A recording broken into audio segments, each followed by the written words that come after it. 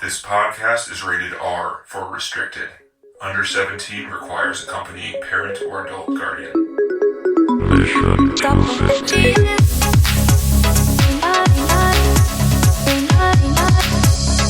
Number 6, guys. Number 6. Number 6. Number 6. Wow. Number 6 for number 12. Number 6 best movie of all time. 12 of the angriest men you've ever seen in your life. How do you feel about it? I don't know. Glengarry Glen Ross, they were a lot angrier, but what? Still. Is that true? Would you say these are the angriest men? Heck no. One of them's pretty. A couple of them are pretty I angry. I'd guess say they're two kinda- I two guess angry there's some men. angry. 10. There's at least hungry, one. 10 hungry men. Everyone's hungry. dying for a dinner in there. 11 sweaty men. It did occur to me that nobody drank or ate anything. So Yeah. 11 unmustachioed men. Yes. 11 suited men.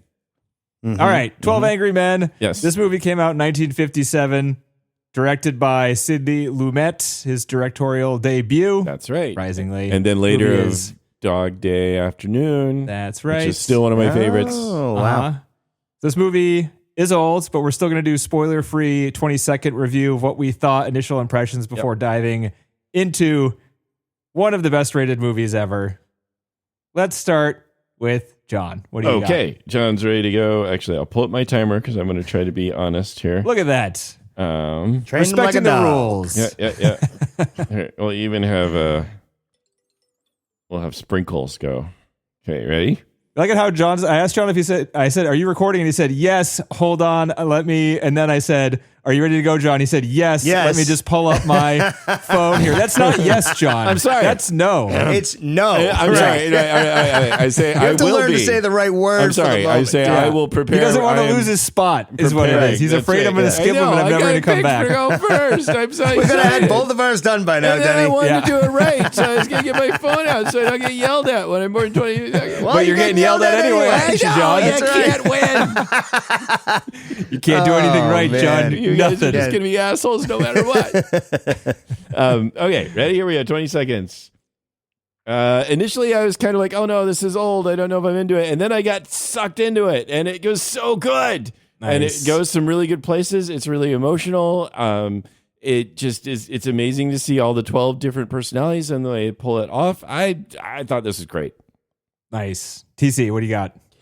Yeah, I mean, I think it's straight masterclass in storytelling, right? You got the one room, which is hard enough to do, and then one jury, and then you got, like John said, 12 distinct personalities. I thought it did a good job building, sort of tension, I guess, is what I would call it, with the really good dialogue. The dialogue was some of the best, and the moral conflict was in every single one of those characters' minds. So awesome movie. Nice. 20 seconds. I am going to say very little here. I think I'm in a bad mood, guys. I don't know. Oh no, Denny. I thought It's such I a good saw movie. through this movie. It seemed like it was trying to be the most clever screenplay you could have. And even though I was like engaged the entire time, I was still like, I don't like it how perfect this is. It's too perfect. Too simple. 20 Too seconds. sort of okay. I can see you can make a point of it. Like, it's not that easy. It's not that clear. I mean, it's kind of But perfect there's two in the way. stories going on at once. That's Well, all. I know. That's pretty hard to do. But I mean, it's kind of like just Well. comparing it to, and this is tough. We're at number 6, so the bar is high for this, right? And just comparing it to like Back to the Future, that script and how everything brought in the beginning seems subtle in how they're introducing it. It's more visually introduced and how they bring it back later Yeah. on. This one, it says certain things It's and all then pretty- it brings it back like they're like, I'll kill you. Like, you don't say that, I'll Right, kill right. you. And then the guy says, I'll kill you. Or like Yeah, when he realizes that the guy's old and he doesn't even know what he's talking about anyway. Like, they just constantly destroy their own arguments as time goes on. And while you're watching it, you're like, oh yeah, I get him. But then when the movie ends, I'm like, it was just everything was It's a little made too neat. to match everything later. And like, it moves. So, and I'm sorry. I should shut up, guys. Sorry. I'm just gonna go negative because I'm feeling negative. I guess so. DC, you and I are just gonna have to turn our backs and go stare out the window. I mean, yeah, this is Listen a to tough me. one to dislike, especially because of 1957, And I will say that it Compared it flows. to Back to the Future, I mean, that's, right. The It is themes, entertaining. man, It is the- definitely entertaining. The themes that this hits on, the idea of their prejudices and how they slowly realize that, or how the people respond to them. Again, it's kind of simple And if I think about it afterwards, I'd be like, that's just not. It's more complex than that or whatever. But I still loved the way it hit that. It was like really like I teared up, and I like it, when the guy in his emotional bit with his son at the end when he's tearing up the picture. I don't know. It just hit me. I mean, the theme to me is really powerful. Of the hatred that we feel toward others is sort of like what you've done in your own life and what you regret in your own life. And for that theme to me is really powerful. Even if this seemed kind of simplistic, I still thought it. The acting was fucking good. And so it was. Even if you see it as simplistic, it's still the blocking was really good. Right, right. They kept it interesting somehow the entire time. And so to pretty me, crazy it was really emotionally powerful. Even though later I could like say that the dialogue seems simple or everything is kind of contrived, but it's still really powerful. Or even when the racist guy is talking and sort of being shunned. And again, it seems kind of simple and maybe hokey, but I thought it was really, really powerful. I still thought it was powerful. I still thought like the way he has to keep talking. And again, part of that's just that guy acting and having to keep like, he's got to be angry. He's got to like talk about his viewpoints, but he's also got to get more and more uncomfortable as people turn their backs on him. And so it's the performance, right? In that small room of each of these guys does different things. And when they do it, it's like TC says, masterclass. It is. These guys are fucking good, right? And so when they do this stuff, it's like, man, that is really good. And you could pick apart the dialogue even or the contrivance that gets them there. But can you though? It was 1957. I know. That's just how they talked back then. But I don't care to. Yeah, but I stupid. still don't care to because fuck, it's good. My favorite guy was the advertising guy. I thought his jokes were so stupid that you have to laugh at them. And he just looked so suave doing it. You know. I mean, I really liked the range of ages they had with these guys too. They were, some younger guys, some older guys, and the backgrounds. All of them had the same moral dilemma, and that's what connected them. I think that's just a huge part of the story. Is can you deal with this kind of idea of putting away a child, essentially, in comparison to some of these older guys? It's a tough one for everybody. I don't think it's going to be an easy choice for anyone, and that's where it relates to all of the audience, right? It's why you could watch it as a kid, you'd still understand it. You can watch it as an adult, and you wouldn't be bored unless you're Denny. And you're I wasn't bored. I thought it was entertaining, but I think that it stops there. Yeah. And there's things like when I was younger, this was an eye-opening movie. I don't know if that's the right way to say it. This like I learned things from this movie. I think this movie should be watched by everyone because of some things it teaches you. But I also think now, as an older person, it does things wrong too. It teaches you wrong things in weird ways about the judicial system. And to me, it seems like this movie wants you to believe in the judicial system because they let him go. But this guy breaks all of the rules. If you've ever been on a jury, he breaks at least 2 rules that they specifically say you can't do to get this guy off. Right. So that means that the rules as they are in reality would have put this guy away. And what does that mean? Right. I mean, the movie doesn't even go there. And it would have been interesting if it had some type of is this the right way we should do this? But no, it's like, this guy's a fucking hero. He saved this kid's life. That's all you're supposed to think in this movie. Yep. Again, but I mean, once you start going there, then it gets a little annoying. And that's where I went. But I mean, I was like, I can't disagree. As soon as they get into the courtroom, I mean, this movie is like 98% in this deliberation room. Every second of it is entertaining. And there were you mentioned the couple parts that like the scene where everyone's walking away and standing, that was one of 2 scenes I didn't love. And the other scene was the one at the end where the guy was crying and saying not guilty. I thought the acting there wasn't my cup of tea. He wasn't very good there. No. I thought it was still good. But I really liked the idea of the other guy giving him his coat and helping him on. Because it just reinforces that whole theme that John mentioned earlier. So, and you're being good to your other people and you're thinking through what they're going through rather than just saying, throwing them the book at them because they're, one of them, as they called them. Yep. No, I think like the acting in this movie, to me, the quieter, more subtle stuff is where the powerful stuff is, because everyone has like at least a handful of moments where they're saying like normal people dialogue in a quiet type of way. And but like they're still, you can feel their anger or their passion in this sort of thing, but it's like being restrained because they're not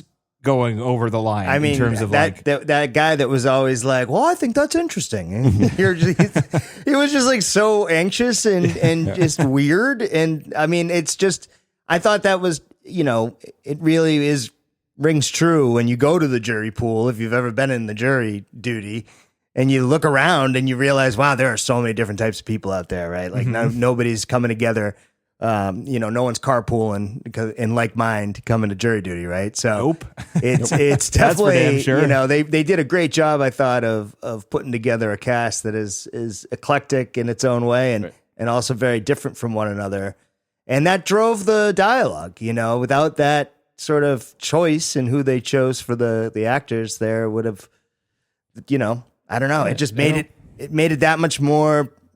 I don't know what to say, I guess. It's made it that more impressive when you start to really get their sort of character development going. And 12 was a lot of people, right? 12, even when the guy was like, oh, you better not talk about the old man like that. I might have to go out and kick your, something. I'll lay you out, whatever he says. Lay out or whatever. That was one of those moments where you saw who that guy was. And it was just one line, right? So there was a lot of those things in there that were like Easter eggs. They have their little moments, and you keep thinking, like, every time you hear one talk, like, oh, is this his big moment? And it's not. And then they have their big moment because each one of them does. Mm-hmm. And you're like, oh, man, now I know who that guy is. Or now I get why the old guy's like that. And you start to unravel all of their mystery. And while you're getting that, they're telling you the story about some other shit that happened that you have to imagine the whole thing, right? Like there's no evidence that you see, there's not, except for the knife, right? But other than that, all the other things they say is just verbal. You imagine this, right? Mm-hmm. So there's like two things going on at once, and I thought it was great. I mean, I love this movie. I think it's like, one of those ones I saw in film school where I was like, oh yeah, okay, this is what what it's supposed to be. No, the thing is, it is entertaining, and I'll keep saying that. That is unquestionable, right? I think you could show this to anybody. If they were younger, they'd learn something. If they were any age, they would find it entertaining if they understand English. And even if they don't, this movie was actually more popular in other countries than it was in the United States when it came out. Really? For some reason. Yeah. That's interesting. But I came out of the gate hot negative. It's entertaining. I liked watching it. All right. Well, that's good. It's the last time I'll say. I mean, I still think it's also really timely. It just the theme of prejudice and how you judge others. It just feels like, boy, there's a lot of people nowadays here that could really sort of benefit from like watching something like this and maybe reflecting a little on themselves about no, or not even that, but even like how you question things as well, right? Like, do you just take it at face value because someone said that's the right thing, or do you think about it for a little bit and you realize that woman has glasses and can't see 10 feet in front of her, right? So there's like, there's a but then if you start looking into that, then you're not supposed to take your own personal experiences into the deliberation room and share it with other people. That's one of the things you can't do. Sure. Yeah. So like, you can't really. You're not supposed to, but you're not. I mean, I imagine many people do. I mean, but what is that saying? About the system? Yeah. Oh, the system's fucked. I mean, everybody knows that. The system is imperfect. But I have this feeling this movie is trying to like hold the system on a pedestal. There's a little propaganda in there for sure. No doubt about it. But this was the 50s. So I would imagine that was a common theme amongst all broadcast items. Yeah. I mean, it is now, right? I mean, fuck, for all we know, everything's going to be AI, and we're not even going to know it's true anymore. So that's fair. Sentenced to death by the AI judge. Mm-hmm. Sentenced to death by the sentient judge. That's right. So I don't know. I mean, the one thing that is, the only thing I could critique the movie is since it's only one room, it gets a little boring in the room, and then when they go to the bathroom, you get a little reprieve from that room, which is part of the point, right? Like they want you to feel constricted in the room with them, but you get a little bored. I don't know. I got a little bored with the scenery at some point. You can only block the camera and the actors around so much before you've seen it all. I got pissed off when it started raining and everyone ran to close the windows. I was like, what are you doing? It's hot in here. This is when it cools off, guys. Keep the fucking windows open. True. What are you doing? The rain, I thought, was a little bit, sound-wise, was a little bit much. It was hard to like hear noise. The dialogue when it first started, for sure. Right. That's true. But I thought it was I don't have too many gripes with this one, to be honest. Nice. Yeah, again, I entertaining, I do agree with for sure, too. It really pulled you in. And I was worried at first, like I said. At first, I was like, I felt pretty distant from the whole thing. It's like, oh no, oh no, we're going to be in this room and it's going to be old and boring, and these guys are going to, because it feels like that first shot doesn't have any editing. It's 6 minutes long, and I feel like that is kind of impressive, but it doesn't benefit from the great editing that happens when it starts editing the movie. Imagine how hard it is to keep all those lines straight with all those people. Mm-hmm. It's almost like they're stage actors where they need to memorize at least 6 minutes. Exactly what, and that's what it feels like. Actors can do that. This would be a great, and a lot of these guys had, I mean, we get into like the acting chops of all 12, and it's kind of amazing. Mm-hmm. But yeah, I mean, a lot of them had play experience. That's what this feels like. It's more, I did it get adapted into a play, because it seems like it would just out of the box. out of the you don't think box, colleges aren't doing this as their fucking actors showcase, John? Right? Every single college in the country and probably across the world. That's fair. I get it. No, it's perfect for a play. You don't have you only have one set. You don't. It's a lot of dialogue. A lot of dialogue. You don't have to do much. There's not many props or anything that you got to worry about. You got to worry. Don't cut yourself on the knife. Yeah, don't do that. Yeah, don't fucking put the knife away, Jimmy. It's not a toy. It's don't, Jimmy. Don't do that. But yeah, I think otherwise it certainly lends itself to that. But it feels like you're watching a play. It has that sense of like everybody's in one place and you're there. Yeah. Also, bringing a knife into the court. Yeah, bringing it in your pocket. That wouldn't fly very well today. I wouldn't make it through anymore. Yeah, I know. No, bringing it in there, buying it illegally, and then illegally sharing research you did outside the courtroom. That's not right. okay. All bad. It's all bad. Come It's all on, bad. You're supposed to be a hero, Mr. Fonda. Do that well, shit. that's why we really just shouldn't have a judicial system at all. I mean, Oh, guys, you know, it's so you imperfect. know, I mean, we should just you get rid of the know. whole thing. Because look how imperfect it is. That's true. I don't get your point here, John. Let's Let's not follow any rules because that way the system will fall apart. Flawed doesn't mean like, and it is flawed. That's not to say that certainly it's flawed. Certainly jurors are going to not do the best all the time.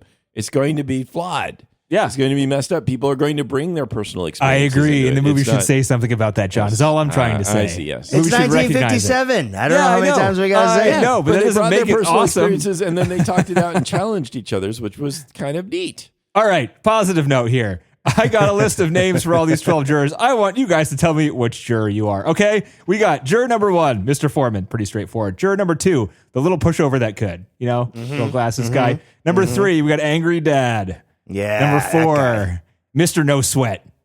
Okay. Number 5, John when he was 30 years old. What? Number 6, Joe Schmo. Asshole. Joe Schmo. Number 7, Mr. Hat. Number 8, Mr. Doesn't Take a Lunch Break. That's Henry Fonda there. Of course, he's probably one of those guys. 9, Old Face in a Close-Up. 10, Oh, yeah. Mr. Sniffles, a.k.a. the racist one, a.k.a. Yeah, juror that number 10. one. That one. That guy's the worst. Yeah. Worst one. Number 11, the mustache. Number 12, Don Draper. Fair. I'm definitely done drinking. Not as smooth as Don, though. John, He of might course, be is smooth. himself at a younger age. Number 5. He's just John. Yeah. Yeah. Did you think I don't know if that really holds up. John, do you think you look like that guy? Edward Binns? The slum guy? That was number 5. Oh, really? I don't know. Jack. TC, Jack what do you Klugman, think? huh? Got a little stricker in there? Number 6. Number 5. Oh, number 5. Oh, it was number 5? The guy from the slums. He's like, hey, wait a minute now. Jack Klugman. Oh, yeah. Oh, that sounds like a Has yes. he got the cleft chin and everything? What's his name? Jack. Well, the character is Jack Klugman. Klugman. Yeah, that's the guy. That's Quincy. Yeah, he's I can Quincy. see that I as know, John yeah. as Quincy. Yeah. I don't think so. As in Well, The whatever. Odd Couple. I mean, he's a cool The guy. Odd Couple. Yeah. What do you think, TC? Does John look like Quincy? I don't know who Quincy is. Yeah. I'm surprised you Quincy know. was- How do you know of Quincy, TC? You're not old enough. Oh, I used to I'm watch surprised. Quincy all the time. Really? Yeah. My mom loved it. I think he had a good theme song too. And The Odd Couple. I can't remember. Oh yeah. I can't remember what the theme song was for Quincy, but it was good. It was a good show. I have to look Anyway. it up. Did you recognize him? You're like, holy shit, that guy's young in this movie. Yeah, I did recognize him actually. I was actually couldn't believe that he was old then. Yeah. Because he didn't look young. He was definitely not he had to be in his 40s. No, he was in his 20s. He was like 27. Was he? Jesus Christ, he they looks looked old back then. Right. Yeah. Yeah, he was 27. This is like the first thing he ever did. And he was on the he was the last crew cast member to live. He was alive till 2012. Yeah. That makes sense. And he was on some of the special features, and he's just like, imagine your first movie role. Like, he did some acting and stage plays and TV and stuff, but he's like, your first movie role, you're across from Henry Fonda, like the biggest movie star on the planet. Who just commands the screen sometimes, man. Yeah, he's good. So good in this movie. Yeah. The way, like, he has, I don't know, the way he can say the lines so, like, simply and directly and not flashy and realistic and still be captivating it's pretty amazing. It's hard to think about emotion sometimes, but yeah. Just people enough. these days still don't do it like that, right? No, you kind of hang on every word when he speaks, you know. And his delivery it's very, I don't know what you would call it. I guess paced really well. It's not too fast. It's not slow. He doesn't like waste any time, but he doesn't like speed through it either. Right. It seems to be like there are a couple moments where I could see this being fun on a rewatch because I didn't quite understand in the very beginning when you're starting watching him. He comes across as really just being inquisitive and wanting to not kill somebody, really. But then by the end, he says some things where it's like, okay, was he really motivated to like change everyone's opinions? But when he gets like the racist guy standing by himself, he comes up and he's just like, "You're alone now." And you're like, oh man, that's a little vindictive. I mean, where did that come from? Yeah, you have a point there. I thought myself, hey, whoa, easy. It's like easy. I thought you were the nice laid back guy, but he's just like, fuck you, I win, and you're like, whoa, Henry, what the hell, dude? That is what it felt like. Yeah, so it makes you think like, is he just calculating and cunning to a point where he can slyly pretend to be the nice guy who's just asking questions and I'm going to change all your opinions now. What do you think? And where it's like a game more than it is about the kid being guilty or not, right? Yeah, I also didn't. I mean, I know this is kind of going back to the thing. This movie's all based on the defense attorney being bad, and then being like, "What if the defense attorney's bad?" And the answer is, people go to jail and get executed when they shouldn't be. That's the fucking answer, right? It shouldn't be like you need to be the hero in the system. Is this movie asking people to break the law? The jury still has to decide, right? They're supposed to weigh the evidence presented for them, and they can find their own holes in the case. That's the justification for them to break the rules they're given. Wait. The rules are. It's okay for them though to like analyze the evidence themselves that they're given. They don't have to. I guess you're not supposed to research. But two of the biggest breaking points were done against the rules. Bringing the knife in was what changed most people, and you can't do that. The rule, right? But the idea of talking about the lady with the glasses, all of that stuff's within the boundaries. Absolutely, but that only happened because of the knife thing. The knife thing set off everyone like changing, and the conversations that happened. The glasses thing came naturally out of everybody turning, and like the justification for doing all these rule breaking things is to kind of speculate that somebody might not have done a good job, right? And it just seems odd. I don't know. It seems like.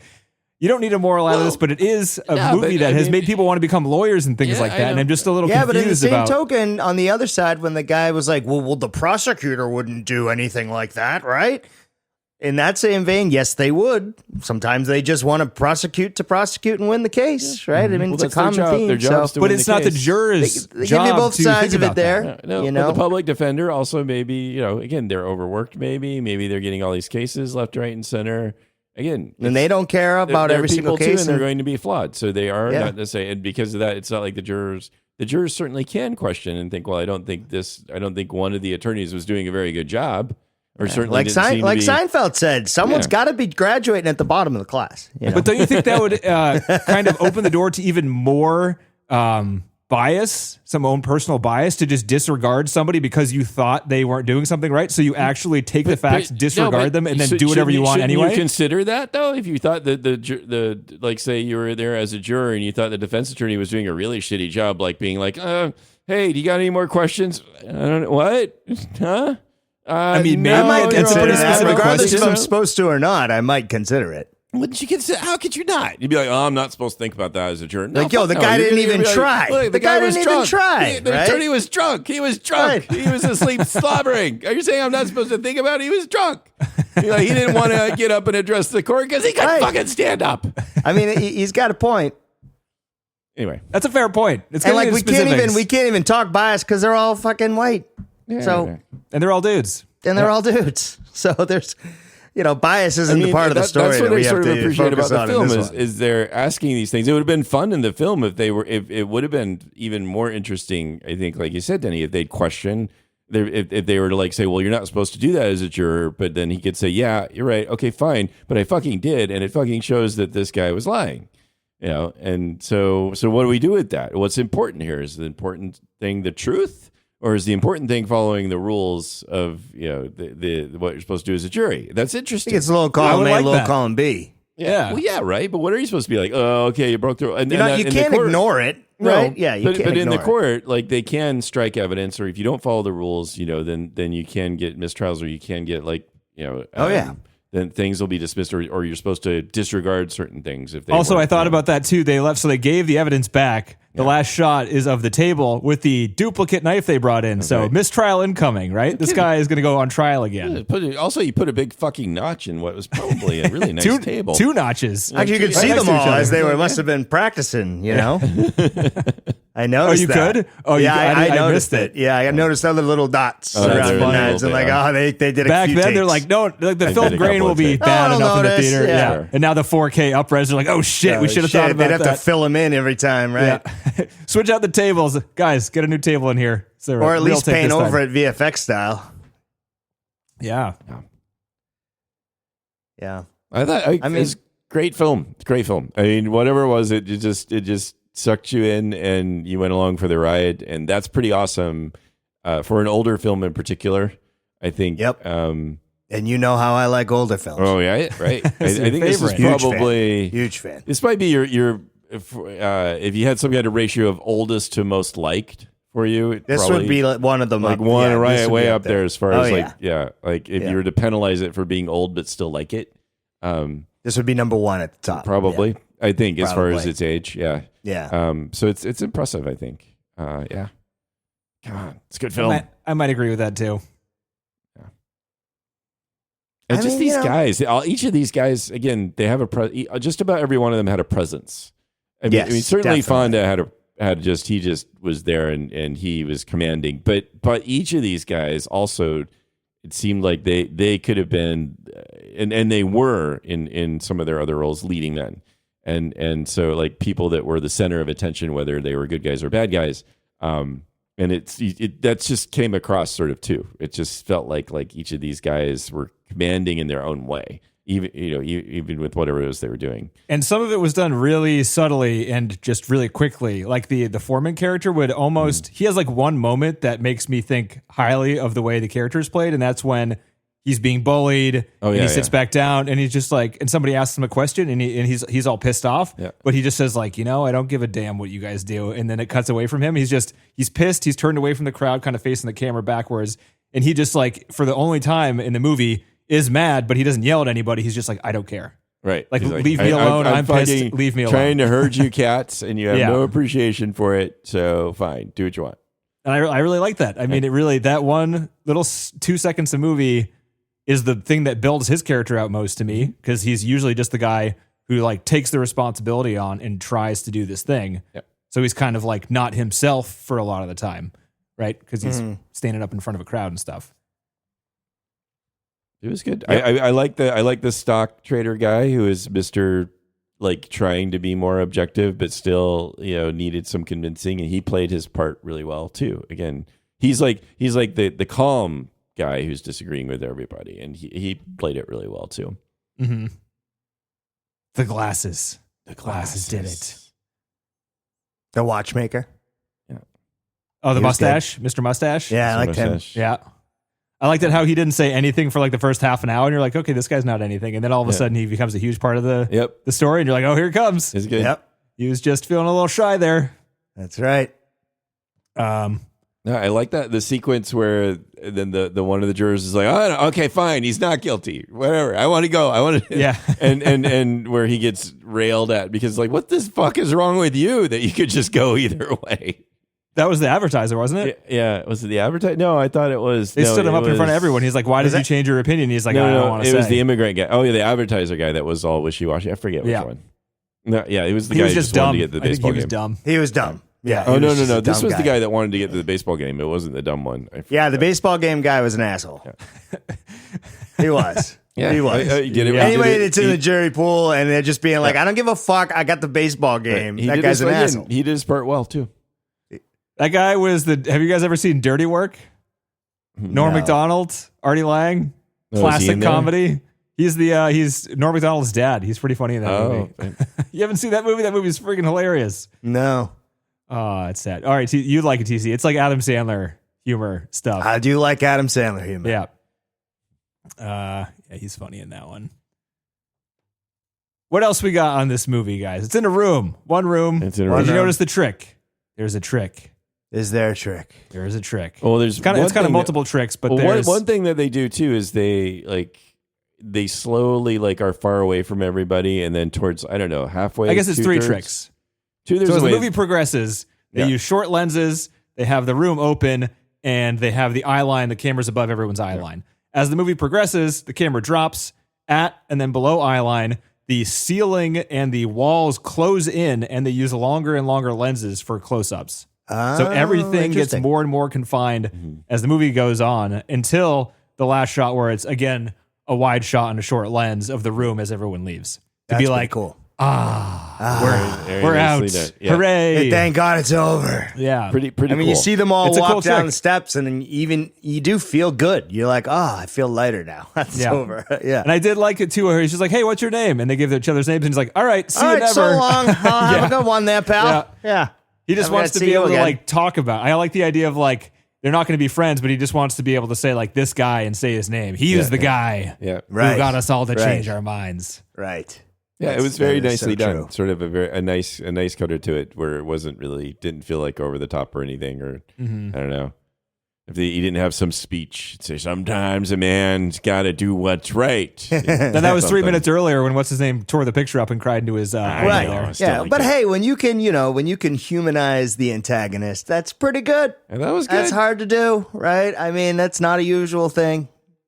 Usually you go down hating the antagonist still. They didn't. Yes, for the angry dad, they did. For the Mr. Sniffles, I don't think they. No, Made him sympathetic. Mr. Stifles No. no, but He wasn't the real antagonist. he though, wasn't. 'cause- But Stifles, No, he was the angry I dad. still was he like how then? they Just did it only because he was going to stab Henry Fonda at one point in the movie. That makes him the antagonist. No, everybody's fine here. Everybody's fine. Yeah, like he's I gonna did like that commit when everyone's murder like, in "Whoa!" the jury room. He raises the knife and I was like, "Whoa, Whoa, dude. what are you doing?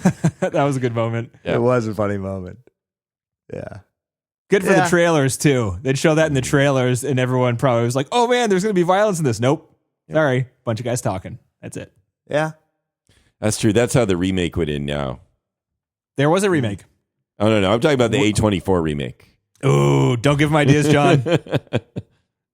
They don't need to do remakes yet. They're still hot. I know. My recommendation for next week is A24. Okay. Oh. Yeah. Oh. Guess what? It's an A24 horror movie. Yes. Hey. And it's by the guys who did Talk to Me. It's their second movie. It looks All right. fucking crazy. Well, I'm glad we all with this one. Hey, moving right along, huh? Hey, look at that. I guess I got a little bit of trivia. Yeah, that's guys. trivia. No, let's I hear got the a couple trivia. of facts things.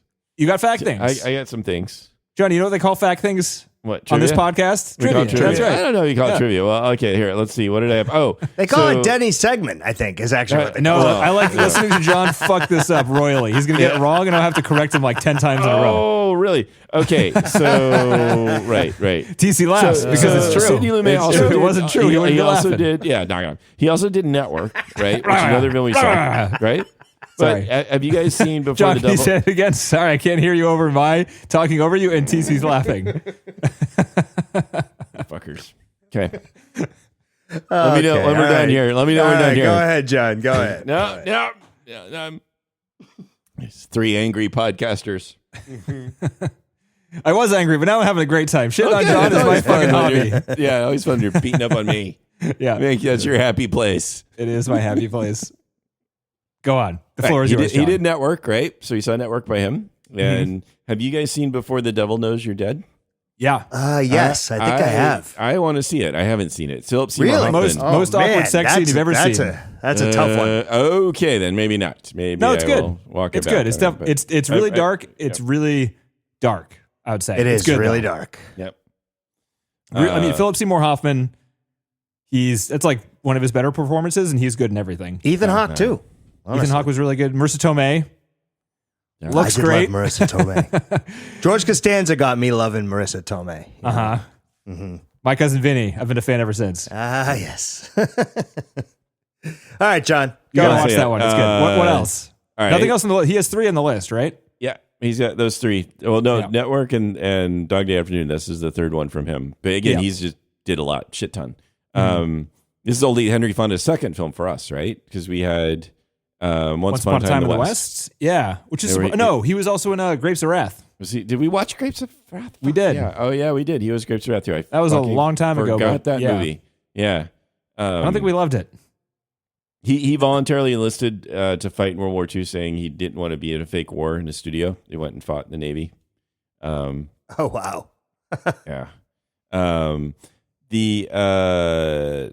Let's see. You might have so the timid guy. He's the voice of Piglet in all the Disney Winnie the Pooh films, like the Disney Winnie the Pooh Wow. films. So that's where I was like, his voice was like, who is this guy? I know this voice. The guy's a legend. Yeah. Without even shit. knowing that was him. Yeah. Good face actor too. It's not just No, he can come he out was- from the he radio was station. great. Yeah. He's a face actor. you got a voice. You got a face but do you have actor. the face? He's one of them.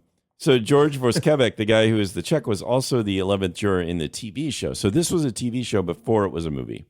Yeah, hour-long TV show. And this guy also played the same. I guess you call it a the TV same- movie. Yeah, TV movie, like made for TV movie, I guess. You call it, right? But he also played the same. Which was a huge thing back then. Yeah. Like TV movies were very popular back in the day. Right. And 'Cause Henry there were no Fonda, rules. like, saw this movie, saw the TV movie, loved it, and then set up a production, set up everything to get this made into a film. Like he was. After he tried to shop it around to a bunch of studios, and everyone was like, no, I don't understand. Like, no one explained why they were saying no. It's fucking Henry Fonda. It's a one-room movie. Somebody else already has a script written. It's already been tested. It's been like, why is everyone saying no?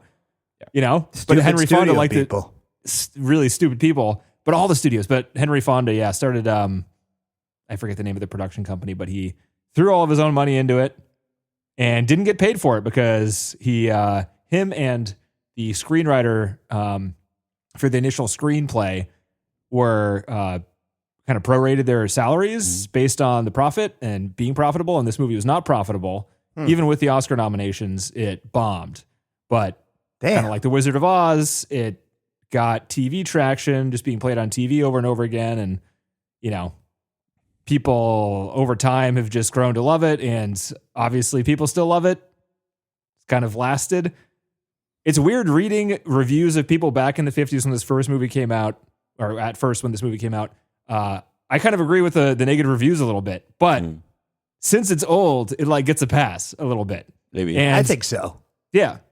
Plus, like, I think the editing and the acting is kind of modern-ish, right? I think too. It doesn't. It's kind of hard to sell it until after it gets some reputation. I think it's like, it's even though it's called 12 Angry Men, it's like, well, what's it about? Jury, guys in a room, they're trying to decide, court. Did anyone case. die? Not during the movie. There was one guy that died a while ago, but the guy who killed him is in another part of the thing. We don't ever see him. He's over there. So but is everyone it an else is action talking about movie? that No. guy. Courtroom drama? No, they just not sit. Really? Yeah. I mean, it just So we're going to sorta- make a movie about the most boring thing anyone has ever done in their life. Yeah. Go on Right. jury duty. I think it might have been a hard sell, to go and spend your Friday night seeing. There's a no movie real about way a to jury. pitch it, right? It's okay. And then he gets up. He goes around the table. And then he sits back down. See, what we're going to do is we're going to have some different camera angles, and we're going to get closer. So we're going as to the start movie high. goes on. We're going to go medium. We're going to end low. What do you think? And that'll be good. It's like, get all your right. popcorn. Sounds like something we've So what already is seen, that? Is so that like an appreciate inch that. every 10 minutes? What are we doing here? Yeah. We're going to measure it out. Every 10 minutes, inch and a half. Oh, inch and a half. Okay, got it. Okay, good. Cool. All right, so I also did a little bit. I had my little resident LLM do some detective work. So John these had some friggin' free figures time this May week. be wrong, but so I was just thinking with these 12 guys that are all quite accomplished. Do you guys want to do some trivia time here, quiz trivia, and guess how many feature films total do you think these 12 people were in? Before this movie came out or total? Lifetime. 12 people? These 12 people in particular. These 12 people, obviously. Not just any 12 people. We'll go, how about 44? Very Total. specific. Across all Total. 12. Because all 12. That's 4 movies per actor, TC. Not enough? I wouldn't think so. I'm gonna go way higher than that. Are you locking in the answer, or TC's locked in? I get fuck it. I'm going in because I'm. Are we playing Prices Right style? Because I didn't know they were all TC that- might be that doing pretty famous. good right now. Let's see. I'll go 220. Okay, and now how about? Do you want to guess how many TV series? Just series, not episodes, TVs, but how many would you say TV series? Would you say DC, Between what all would you 12 say? actors. What's that? Between all 12, like added up across the 12 actors. So the series being one series per person, or like Just each person. If they were in a TV series, that counts as one. how many? Okay, I don't know. That's probably more like 44, huh? I was I have going no to go 35 on that Yeah. one. Okay, so I got grand total for films is 418. Oh, 44. This is good. Close. Just add a zero, and you're It was really really close. Don't tell me how to count the marbles. I don't know how to do it. Total TV 239. Oh, Whoa, how? Total of 657 credits. Now this is an LLM, so but it worked hard on this. I give it credit. It actually It worked for at least 2 seconds. probably no about like 10 minutes. Probably could have powered a couple of small villages, but yeah. So yeah, it's a total of shit. 657. Wait, is this on your own little data center you have there, or are you doing this in the cloud? No, pulling it through the cloud. It was actually going. It's that through, slow to do it through the cloud? It was going through Wikipedia and pulling data itself, trying to get live data and doing some scraping and stuff like that. It was busy. And it'd be like I'd How say much it's did like, that cost? Is there like a dollar amount you can equate to how much that cost you to ask it to do that? But no, not because I'm can on it. do it if this you- one if I've you got through a wanted to, subscription, so I'm Yeah. getting a flat rate, even though it might be Okay. costing. How much but is you it could do it costing in the back them end if you right wanted now? to and see how many tokens Yeah, it costs. It's probably costing them quite a bit, actually. 'cause How much are yeah, you it's paying costing them as a more than subscription? it's costing John. How much is your subscription, John? Not nearly what it's costing them right now. I'm sure that's going to. Are they just trying to hook people right now, or are they Yeah, just Yeah, like right trying now to off- they're still in the you get the first one free stage of these kinds of Yeah. subscriptions. Yeah, I think 100%. it's gonna get, I don't know, you go up at some point. But anyway, so now you got that. You got 657 total. So I was just kind of poking lot. around and wondering. The TV What? show one sounds wrong, unless they all like were on one season of a TV show like over and over again. No, Right? Henry That seems like a Fonda lot. was in 22 different TV series. What? Jack Klugman was in 26. And these are TV or TV movies, TV series or TV movies. So and there were more TV movies. back Oh, then, now the right? real information comes Right. out. I would have So- guessed way higher if we had That that in still there. counts as one, right? Hey, I could have counted as each episode of TV shows that you're in. That counts, but then That would've the been numbers possible. would have been ridiculous. Yeah. But Henry Fonda was in 86 feature films and then 22 TV movies. So his numbers were at 108. Now here's And he fought in a war voluntarily. Let's What a go fucking modern guy. now. So let's take the cast of the Avengers. What do you think that their combined first films, TV series would be? How many are there? 7? There is 1, 2, 3, 4, 5, 6, 7, 8. 7. Yeah, 8. 7. Good take. Good 7. job. Okay. How'd you know 7? Nice job. I think, Anyway. I don't know how I knew that. I don't know. 7. Okay, well, what- he says, you got what are an we doing? instinct, boy. That's what you got. Okay. So I'm going to guess, since it's 440 and that's 12, I'm going to guess about half and then half it again. So 110. Okay. 110 films. 110 films. How many TV series? Ask the would you question say? again. So same thing as for what we did for 12 Angry Men, but now we're But instead doing of the for 12 people in 12 Angry Men, the 7 people in principals the Avengers. Avengers. Oh, okay. So they're all younger and there's only 7 of them. So I divided by 2 twice. It was my strategy from the actual number. I'll go 200. 200 films, right? So do you guys want to do TV first, or do you want to hear what the films were first, or do you want to Let's hear the guess films. TV series? Okay. What do So we for got the for films, the films are over 492. What the Yep. fuck? How? Samuel L. Jackson has Oh, been. I forgot. Wait, he's not an Avenger. He is in a few of them. Well, okay, maybe But we he's take not one him of the away Avengers. because Samuel motherfucking Jackson has been in over 150 films. Yeah, which Avengers are we? Now I got to question the whole Well, system We here. gotta question this whole segment. Oh, we yeah, gotta all tear right. this Well, down. I Take it thought to be an offline. Avenger, you had to be one of the ones that was circled around the first Avenger Okay, movie look, when they look, were in look, the if we city. we pull Samuel L. Jackson out, and then you're down to like 350. So If that helps you feel better, then that's we're down to 350. Still substantial. I don't know who else you're counting. Robert If you're Downey counting Jr. Samuel, has you're been probably counting fucking what's Jeremy her name, Renner, right? Miss Scarlett Johansson, smelly right? candles over there. No. We got Scarlett Johansson with 67 films, Robert Downey Jr. with 89, Chris Evans at 52, Mark Ruffalo at 48, Chris Hemsworth at 41, Jeremy Renner at 45. It's a lot of movies. A lot of fucking movies. These people are still kind of middle-aged, many of them. Samuel Jackson is 70? Old. He's 76. Damn. He's been around a while.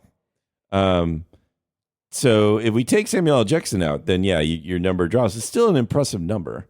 TV series, again, we're talking about number of movies or anything in life. If you take Samuel L. Jackson out, the number is going to drop. Yeah, that's right. It's crazy. I mean, that's insane. So I was just surprising that, like, even in I thought that maybe like it was crazy back then with the number of films or TV movies that were made or films that were made, but it still seems like modern day actors are actually doing quite a bit. And it's funny too, listening to all like the commentary stuff and the special features in this. Guys, I listened to two I figured it out. The reason I'm so angry at this movie is because I listened to two commentary tracks by two film historians. Why did I not realize that was the reason I was annoyed with this when I came in? Anyway, everyone was just like, they had a grueling 2-week rehearsal period where they needed to rehearse in the room for 2 weeks. And you're like, It's that as doesn't if sound theater like anything. People don't do that for Yeah. months on end. It's like, that's right? actually very little considering the entire movie is in this room. In other movies, they do like freaking boot camp for armies. They rehearse for months true. on end. They learn how to do a fucking skill. They learn how to like ride a horse, learn how to speak a language, learn an accent, right? This is like, the guys are good, but I mean, it's still people alive now are like, they rehearsed for 2 weeks and it was grueling. And you're like, shut the fuck up. You're trying to add drama where there is none. This movie was a throwaway movie, just like so many movies were back then. And this one happened to have everything click. Mm-hmm. Yep. Pretty much. But how many movies have we watched that are just like that? There's a lot of luck. Quite a few. No, it's like throwing shit at the wall, and then eventually it's like monkeys at a typewriter a lot of the time. I mean, Das Boat was another, again, a bunch of guys in a tight space. Fucking great. But yeah, it's, I don't know if there's many. I was going to ask John, so we're all big on the ensemble casts. Oh, yeah. And Das Boat was a really good one, but you don't come away with such strong impressions about individual characters. It's more just like all these people are real and they're interacting sort of thing. Yeah. And this one, it's like you have really defined characters, and there's 12 of them, which is more than like Lord of the Rings. It's more than basically any other movie I could think of. 12 people is a ridiculous number. And it is different because the film is really essentially about their characters.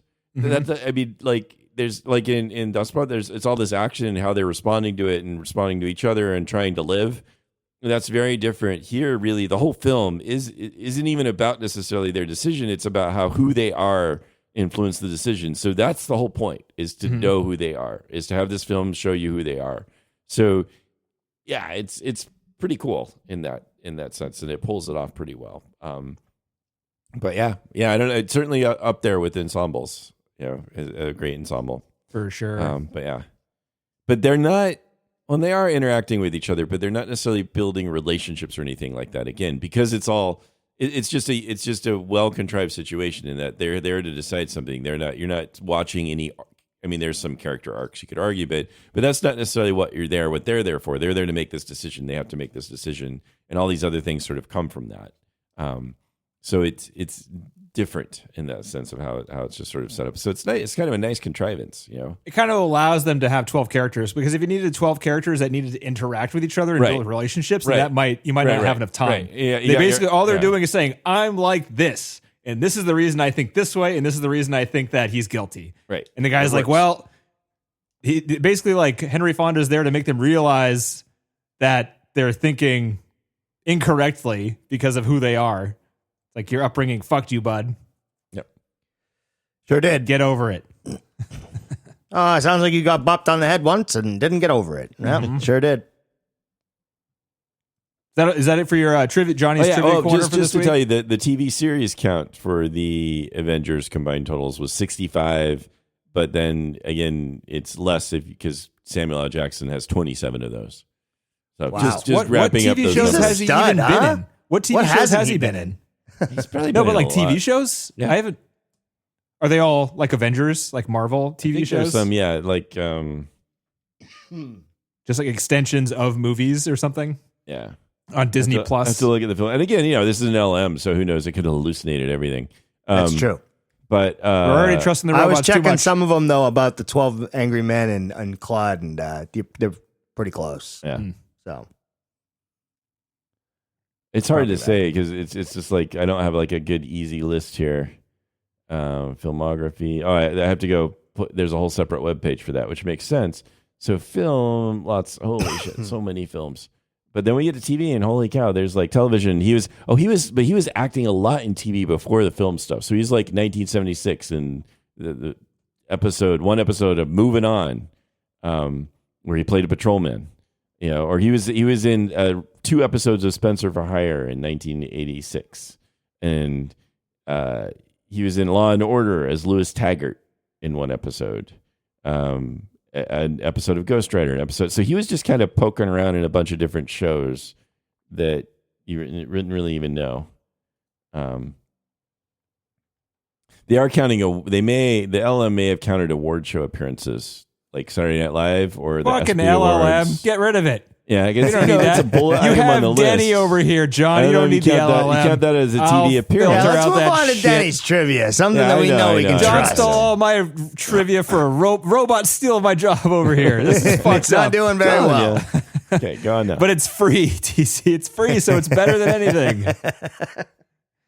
So the first commentator guy's name is Gary Girani, Gerani. I'm telling you this because you should look him up. He is an idiot. He is full of himself, and he was wrong a lot of the time on Really? simple shit. He did the thing where these film historians basically just walk you through the movie and talk about it. And he's just like, this first shot, this 12-minute long epic shot. I'm like, 12 minutes? God. That sounds wrong. And then I went back and I timed it. It's fucking 6 minutes long. The guy exaggerated how long that opening single take was by twice. Wow. Like, I mean, to that's a big. start it off. That's a big. That's a bit of a issue. difference. Yeah. Yeah. I would I love don't know. to see a commentary track with a guy like him and you, because then you could just fight the whole time. Like, You wouldn't dude, enjoy yourself. I'd be I up don't know, between the it could be TV and the fun. couch, just like pointing at you and pointing at the TV. You're like, did you hear what he just fucking said? No. He said you'd be 12 like, minutes. No. This obviously No, isn't- I want you in the room with him as he's recording it, so you can argue with him and be like, "What is going through your head? What is wrong with you? It's 6 minutes.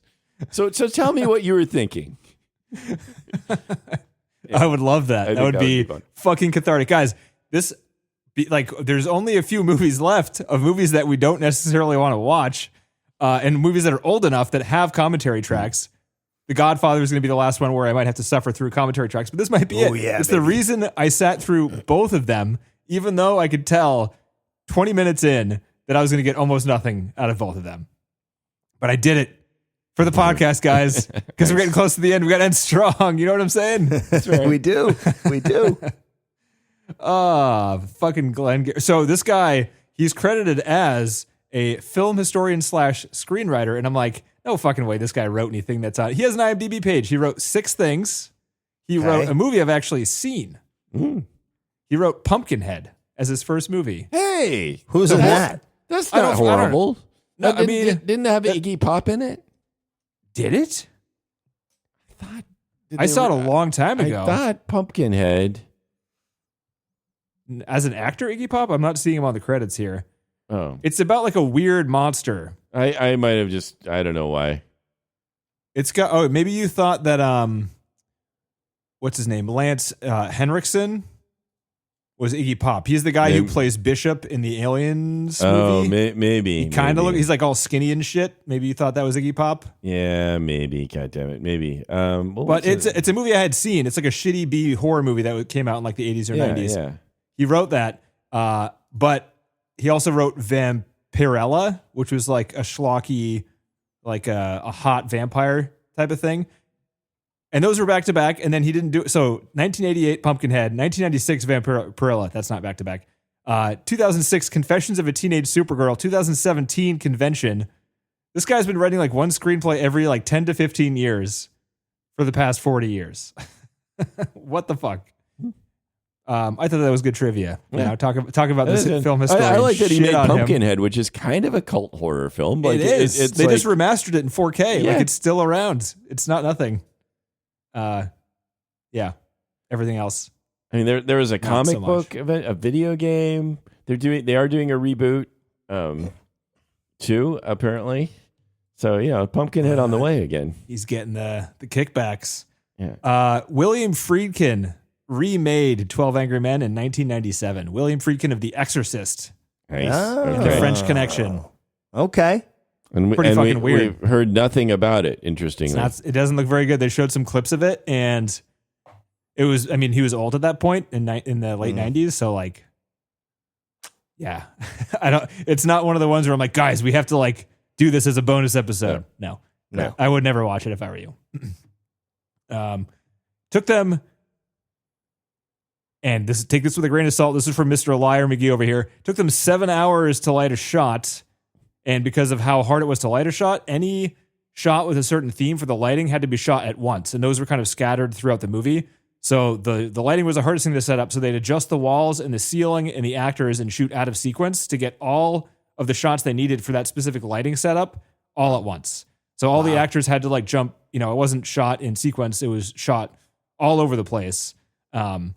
Which is great to hear because this movie would have been a lot easier to shoot in sequence, and the fact that it ramps up in intensity is kind of a testament to how good all the actors are in the movie. Being able to like enter those areas as they're hopping around. 19 days to shoot it.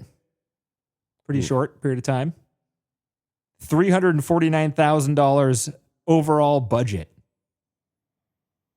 This is in the 50s, but that's pretty low. Yep. It's like a $3.5 million movie these days. Well, their star didn't take money. Star didn't take money. Screenwriter didn't take money. All the actors took $3,600 total. Wow. To act in it, which is nothing.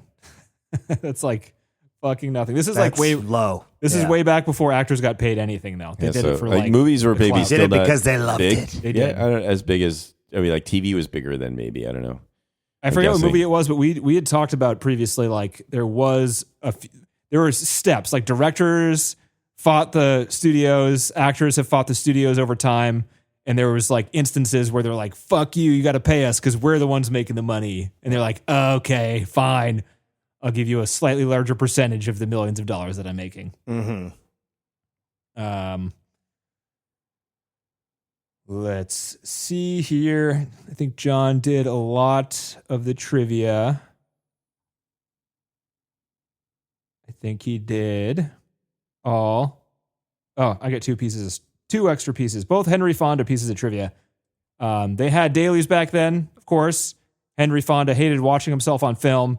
They forced everyone to go to the first day of dailies, I guess, and he stood up halfway through, patted Sidney Lumet in the shoulder and said, "Looks great, Sidney," and then walked out and never came back. Fair. That was it. Last piece of trivia, guys. All right. Hey, it's a short one. So, 58 minutes is a short one. That's good. Hey, it's shorter than Pulp Fiction. That's true. Next week, my suggestion is a movie called Bring Her Back. Okay. Oh, wait, top 250? Oh, yes. Oh, yes. Yes. Okay. Even Nice. Denny, even Grouchy Denny. Yes. Even Grouchy. It was entertaining. It's a super old movie, super entertaining. My quibbles were minor, but I let them flood my head because these stupid historian commentators made me mad. I apologize that's for fair. that. That's fair. Sorry. I hope at least for The Godfather they have people on the commentary that were in the fucking movie. They better be, right? Right. They it's better like not have 70s. historians doing that. Yeah. Again, Yeah. people have nothing to do with it. Yeah, I want like James Gandolfini in there, Yeah, it's fair. because he was the Godfather, wasn't he? I suspect you're going to have like a wealth of things to choose from. I'm as far as- afraid. I mean, they made a TV show about the making of that film recently. I might need help. Yeah. Doing you that want to one. dole some out? We can try it towards the end here. We can dole I out actually some might do first. that because you keep mentioning this, and I'm getting more and more nervous. I have the 4K box set in my house. I got to take a look at the back and see I like just can't imagine how many there's, like, commentary tracks there are. Yeah, I You mean, better get ready. Yeah. yeah. So yeah, we all yes. Any last words on this number 6 best movie of all time? Nope. Glad I No. watched it. I'm glad I watched it. I can see why it's up so high. Nice. Bring Her Back, 2025. It's the brothers, Danny Philippou and Michael Philippou. Definitely saying those wrong. Talk to me, guys. Okay. It looks fucking scary. If we're going to see it anyway, I wouldn't necessarily say watch the trailer, but the trailer looks awesome. It's getting good reviews. And I would say prepare yourself. Do it. All right. Or don't. Or don't. Be prepared. It's not going to be like Final Destination, Bloodlines. It's not going to be funny. It looks like it's going to be fucking scary. Scary. So, okay. Well, I mean, I can get into that. Yeah. Talk to Me had some good moments. So these guys are sort of like young up and coming guys, right? So Yep. And they're focusing on the horror genre. I love it when people do that. Yep. So we should own your trade. Them. Yep. All right. Good. Sweet. We'll do that. So John has to make sure it's playing there. It's playing at like the smallest theater here, so you got to check. But we'll put it on the website. So go to the website mission250filmcast.com, and we're gonna have a new website soon, right, John? Working on it. Yeah. Is that actually gonna happen? We got to get through We got to get through the list here, I think, too, and then we're gonna be like switching to a new format. But yes. I'm trying to have that to buy me some time, but it's been being worked on. Nice. Yeah. Love to hear it. Great to hear. Good job. Yeah. All right. Cool. Sweet. All right. Talk See you later, next boys. week. Enjoy your theater experiences. Yes. All right.